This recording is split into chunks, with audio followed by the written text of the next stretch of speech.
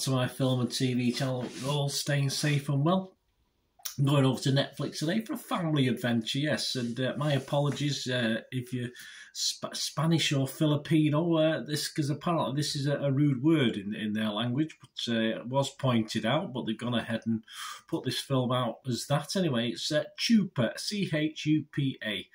Apparently it means a term for fellatio in Spanish and Filipino, so my apologies. This is a family film, a family adventure I'm going to have a look at today. It's a PG rated, 95 minutes. Please, if you are new to the channel, push that subscribe button, push the bell notifications. Great to have you on board. Everything film and TV, of course. Reviews, information, vlogs, the odd quiz thrown in from time to time on special occasions. So please join us. And if you're pushing buttons, if you can press that little like button, that little thumbs up button, you make an old film and TV watcher very, very happy. And again, my apologies for all my Spanish and Filipino watchers for this. But hey, there you go. Anyway, yeah, they probably could have used the full name. It's a Mexican legend, this, so very interesting. But obviously, CHUPA works from a family sort of point of view as a family adventure, directed by Jonas Cuaron. This stars Damien Bircher as Chava, Christian Slater, Boo as Quinn, Evan Whitten as Alex, Ashley Chiara as Luna, and Nicholas Verdugo as Memo. There's some great names. This was released on April the 7th, and I'm recording this on April the 7th, so we don't have much in the way of build-up of scores yet on Internet Movie Database, etc. But I recorded this at 11 a.m. on April the 7th. And it's about a shy 13-year-old lad who flies from Kansas City to Mexico to meet his extended family for the first time. There he meets his grandfather and former Lucha Libre champion, of course, wrestling, isn't it? The energetic, wrestling-obsessed cousin Memo, and fearless hip cousin Luna. But just as Alex begins to get his bearings, he discovers a mythical creature living under his grandfather's shed. It happens all the time. A young chupacabra cub, which he recognises from stories of the feared full-grown chupacabra. Yeah, I've been having a look about the legend while I was watching this as well.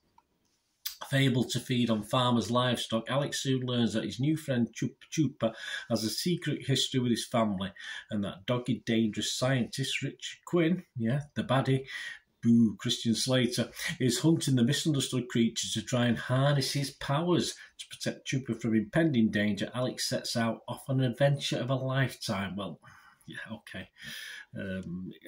It could have been. It certainly could have been. Anyway, we'll talk about that. All these scores, as I said, are at the 7th of April 2023.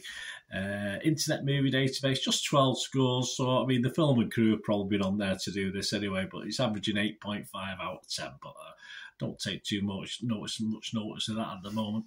Rotten Tomatoes, yeah, 7 critics have put a review on, and it's averaging just 5.7 out of 10. So, a little bit down on that 6 out of 10 I like to see.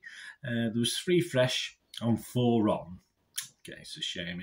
Interesting film on the basis of whether you would say fresh or rotten with this one, because it's probably one of those films you might put an in-between in, but hey, that's not how Rotten Tomatoes works.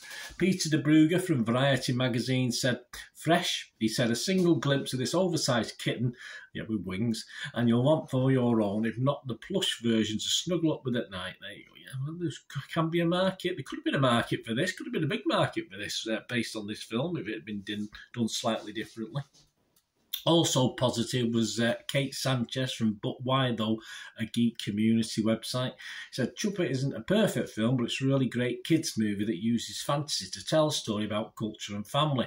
With a scheming American scientist, Boo, thrown in, the film is one I want every kid in my extended family to watch." Okay, so Kate liked it. But we do have the rotten, as we've pointed out. Concepcion de Leon from the New York Times. Though the concept is promising, it is, and some moments are tender, one wishes the film had delved deeper into the chupacabra myth and the character stories to make for a more satisfying watch. I would have to go along with that. Matt Donato from Paste magazine website said, "CHUPA is a rascally, if not the boldest or most artfully composed coming-of-age fable that proudly represents Mexican culture." And there you go, and that's about it as far as the reviews. And yeah, before we go, my little thoughts on it. You might have got a little hint there. It did promise a lot more, this. It could have done a lot more with this one. That's what disappoints me. If it was Rotten Tomatoes, I'd have to give it, I would have to give it a fresh. I would have to give it a fresh rating. Yeah, Metacritic, which obviously we've got no details of that for this one, but Metacritic, I'd have to give it a mixed response on that, a mixed rating.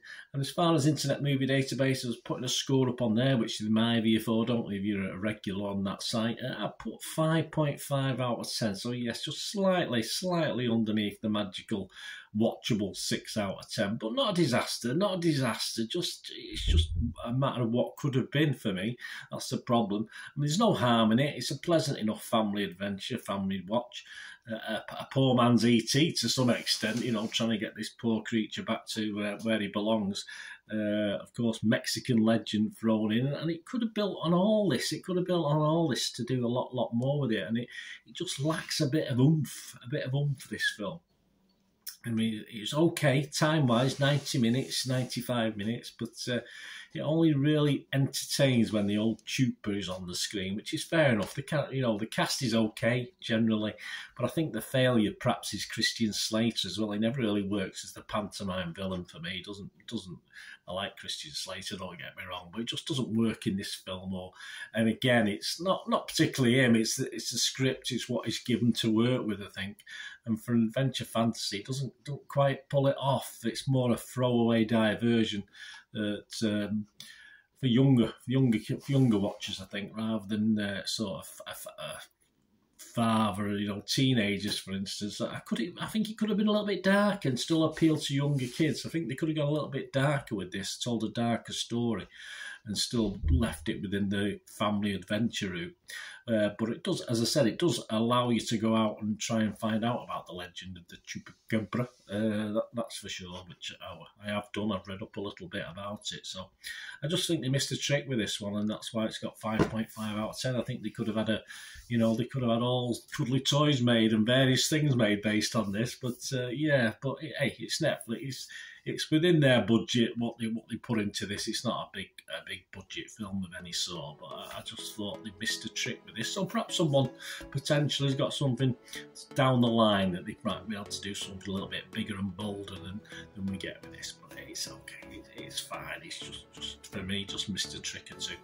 Thanks for watching, guys. Let me know what you think. It'd be great to hear from you. Until we meet again. Only ask one thing, don't I? Please stay safe, everyone. Bye for now.